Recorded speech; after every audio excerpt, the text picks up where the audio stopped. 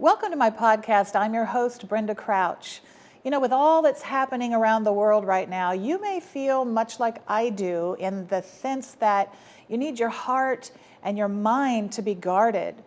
Often I feel like that's something that's beyond even myself. And I want to read to you from Philippians in chapter 4, where it says, "Do not be anxious about anything, but in everything, by prayer and supplication, with thanksgiving, let your requests be made known to God. And here we go. The peace of God, which surpasses all understanding, will guard your hearts and your minds in Christ Jesus." That is so comforting to me, that it is the peace of God that comes in to guard my heart and my mind. You know, none of us are exempt from the external pressures that we definitely feel. We're in unprecedented times, and those pressures are coming from all sides, it feels like. It just feels like there's nowhere you can turn, that you don't feel some sort of pressure that often leads to anxiety and fear. And those fears that can be triggered can really take us down if we let them. I recently had the privilege of driving on a long road trip with my husband, and we drove through the Petrified Forest in Arizona.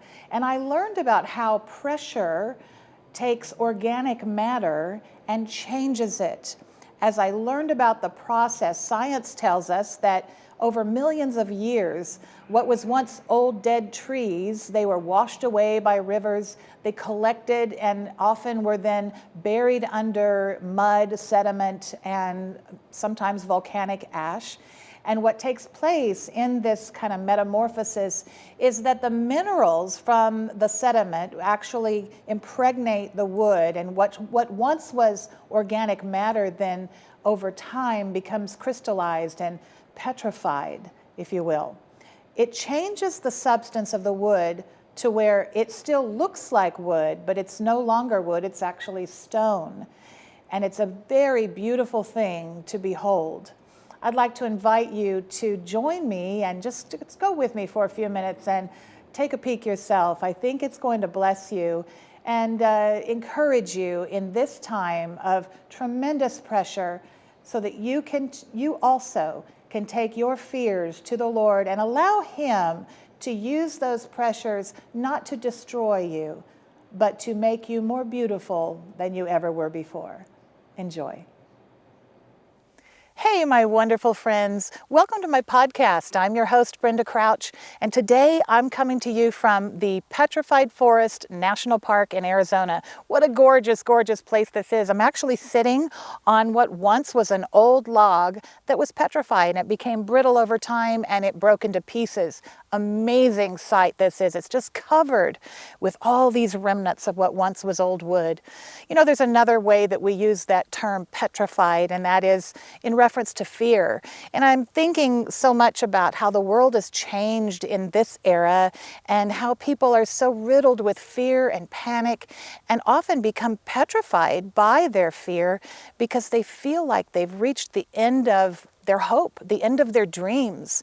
And, you know, we're all just so goal-driven, and we all want success, don't we, in life? And oftentimes we think that that's how we're going to bring God glory. But may I offer to you that it is actually the process. It's just the opposite of what God's purpose might be for you than what you might have planned for yourself.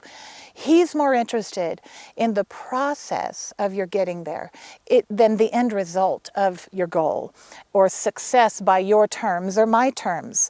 You see, His idea of purpose is to form His hope and His image in us. I'm thinking right now too about how that in the book of Matthew, Jesus sent His disciples out ahead of Him to cross over the Sea of Galilee. And when they got in the boat ahead of Jesus to cross over, Jesus knew that they were going to face a storm that they would be terrified by. You might say they would become petrified in their fear, not knowing what on earth to do, because they were not going to reach the other side, the other shore. There was no shore in sight, but what they felt is, we might die and we have no hope right now.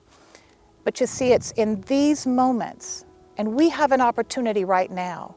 It's in these moments, just like the disciples, that we can actually encounter Jesus where we least expect him. These are the moments that bring us through process, that bring us to discovery, where we see him standing on our storm. We begin to know him as the one who conquers our storm, the one who speaks peace to our storms.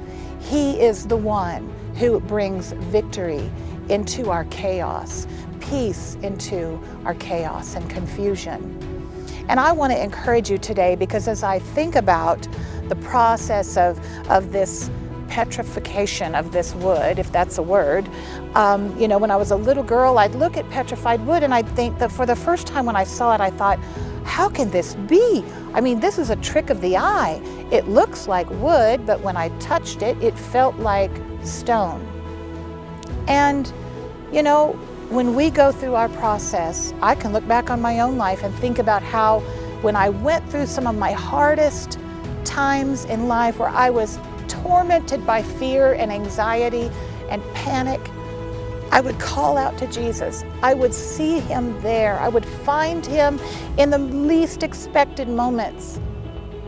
He wasn't coming to me in my pretty little religious ways, the ways I had often encountered him before, but he came to me on a new horizon, and he changed me in those moments. It was in the process of walking through them that I was changed. So you know what? The disciples made it to the other side, but what took place in the middle of the chaos, in the middle of the darkness, in the middle of the storm, is what we remember. It's what changed them. And they learned that they too could walk on water with Jesus. And I want to encourage you today, God is in the midst of us. He is here. He is with you. He will hold your hand, and he's got you. Don't be so afraid that you become petrified and bitter and hardened by your anger or the fear and all the things you're seeing all around you. You get your eyes on Jesus, because he is here, and he will show up where you least expect him. As the world gets darker, my friends, our light, his light in us, will shine even brighter. So be encouraged today, and I want you to enjoy this vast beauty of this arid desert and what God can do in the process for you too. I love you, my friends. I'm Brenda Crouch. Join me again next time.